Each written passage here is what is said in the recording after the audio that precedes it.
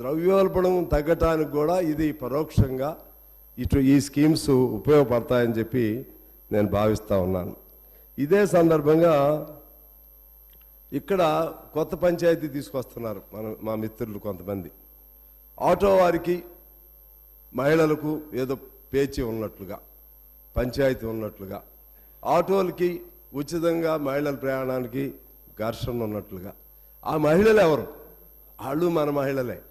ప్రతి ఆటో నడిపే అతనికి తల్లి ఉంటుంది, అక్క ఉంటుంది, చెల్లి ఉంటుంది. ప్రతి ఆటో నడిపేటువంటి వారి కుటుంబంలో మహిళలు ఉంటారు. ఆ సొంత ఇంట్లో మహిళలకి ఆ సొంత ఆటో నడిపే మగవాళ్ళకి ఘర్షణ ఏమి లేదు. అక్కడ ప్రాబ్లం ఏంటంటే ఆటో వాళ్ళ మీద కొత్త కొత్త ప్రేమలు ఎలా పుట్టుకొస్తున్నాయి చాలామందికి. నేను రియల్గా ఆటో వాళ్ళ తరపున మాట్లాడే హక్కు ఇక్కడున్న అందరికంటే నేనేం చిన్నపుచ్చట్లేదు, అందరికంటే హక్కు నాకే ఉంది. ఆటో సంఘానికి, ఏఐటీసీ సంఘానికి నేను రాష్ట్ర అధ్యక్షుడిగా, గౌరవ అధ్యక్షుడిగా ఉన్నా. నాకు 30 ఏళ్ల వయసులోనే వాళ్ళ కోసం కాల్పులు జరిగినాయి, జైలుకి వెళ్ళాను. వాళ్ళ జీవితాల్లో ఇప్పటివరకు మార్పు రాలేదు. వాళ్ళ కోసం నేను పోరాటాలు అనేకం చేశా. నేను జైలుకి వెళ్ళాను, నా మీద పెద్ద పెద్ద కేసులు పెట్టారు. వాళ్ళ జీవితాల్లో మార్పులు రాలా. ఇప్పుడు ఒక సందర్భం వచ్చింది కాబట్టి దాన్ని అడ్డం పెట్టి పరస్పర ఘర్షణ రేకెత్తించడం న్యాయం కాదు. ఆ ఆటో వాళ్ళ సమస్యలు పరిష్కారం చేయడానికి ఏం చేయాలో సూచన చేయండి. అదే పద్ధతిలో ప్రభుత్వాన్ని కూడా నేను కోరుతున్నాను. వాళ్ళలో కొంత ఆదుర్ద వచ్చింది, దానికి సంబంధించి ఆటో అన్ని వర్గాలను పిలవండి.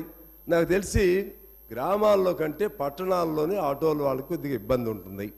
గ్రామాల్లో ఎట్లయినా బస్ స్టాండ్కి ఆటో వాళ్ళు తీసుకురావాల్సిందే మహిళల్ని. అక్కడి నుంచి బస్సులు ఉంటాయి. ఆ బస్సుల్లో ఈ ఆటోలు ఒక ఊరు నుంచి మరొక ఊరు దూరం వెళ్ళేటువంటి ఆటోలు ఉండవు. జిల్లాల్లో, గ్రామాల్లో, టౌన్లో ఉంటుంది. అటువంటి వాటికి ప్రతి మెట్రో లైన్కి ఈ ఎలక్ట్రికల్ ఆటోలని కనెక్ట్ చేసే విధంగా ఏదైనా మార్గం చూస్తారా? మరో పద్ధతుల్లో వారికి సంవత్సరానికి 12,000 అన్నారు, దానికంటే ఇంకొద్దిగా బెటర్గా ఏమైనా చేస్తారా? ఇవన్నీ కూడా ప్రభుత్వం ఆలోచన చేయాలని చెప్పి నేను కోరుతా ఉన్నాను.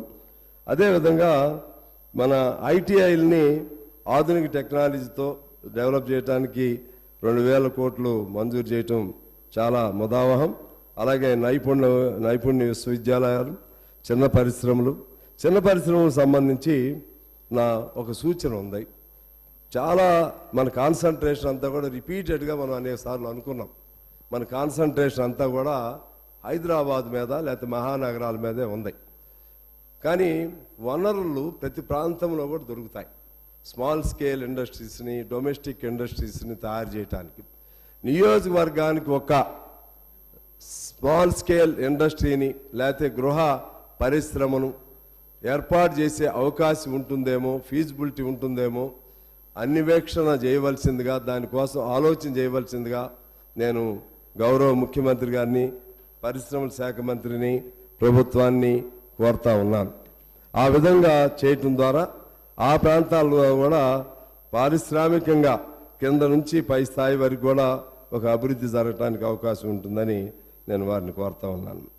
అలాగే దీనిలో ఈ గవర్నర్ ప్రసంగంలో సహజంగా చెప్పారు, కానీ కొంత లోతుగా వెళితే జనరల్గా టచ్ చేశారు, కానీ దానికి ఎలా పరిష్కారాలు ఎలా జరుగుతాయి, దీన్ని ఏ పద్ధతుల్లో ఇప్పుడు ఈ ప్రభుత్వాన్ని ముందుకు తీసుకువెళ్ళాలనుకుంటున్నారు అంటే స్థూలంగా చెప్పారు. ఇంకొద్దిగా లోతుగా వివరణ ఉంటే బాగుండేదేమో అనేది నా అభిప్రాయం. అయితే బహుశా రేపు బడ్జెట్లో చెప్తారేమో. ముఖ్యంగా విద్య, వైద్యం, వ్యవసాయం, చిన్న నీటి వనరులు, రైతుల పంటలకు గిట్టుబాటు ధరలు, కౌలు రైతులు, ధరణి, ఇటువంటి సమస్యలపైన ప్రస్తావన రాలేదు. అందులో భాగంగా అవినీతి గురించి అసలే ప్రస్తావన రాలేదు. అంటే ఏదైనా ఒకసారి వచ్చిందేమో కానీ నా దృష్టిలో అయితే రాలేదు.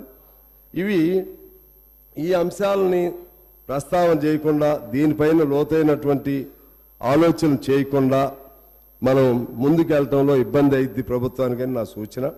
అదేవిధంగా హామీలు ఇచ్చారు, దీని అమలు పైన దీనికి సంబంధించిన నిధుల్ని, ఎందువల్లంటే నాకైతే విశ్వాసం ఉంది, మనిషిని గత పర్యాయం కూడా చెప్పాను, మనిషిలో పట్టుదల ఉంటే, కృషి ఉంటే ఏదైనా సాధించవచ్చు. రేవంత్ గారు సాధిస్తారనే నమ్మకం నాకుంది. కానీ అయినా కూడా దానికి ఒక ప్రామాణికత కావాలి, దానికి ఒక ఆలోచన కావాలి, దానికి ఒక స్వరూపం కావాలి. ఆ వైపుగా దానిలో ఈ పథకాలు నెరవేర్చడం కోసం, ఈ హామీలు నెరవేర్చడం కోసం ఈ పద్ధతుల్లో ప్లాన్ చేస్తుంది మా ప్రభుత్వం అని ఓ మాట చెప్తే బాగుండేది అనేది నా అభిప్రాయం అధ్యక్ష. అలాగే ఇవాళ డబ్బు అనేది పెద్ద సమస్య. దాదాపు మన తెలంగాణ వచ్చినప్పుడు 60,000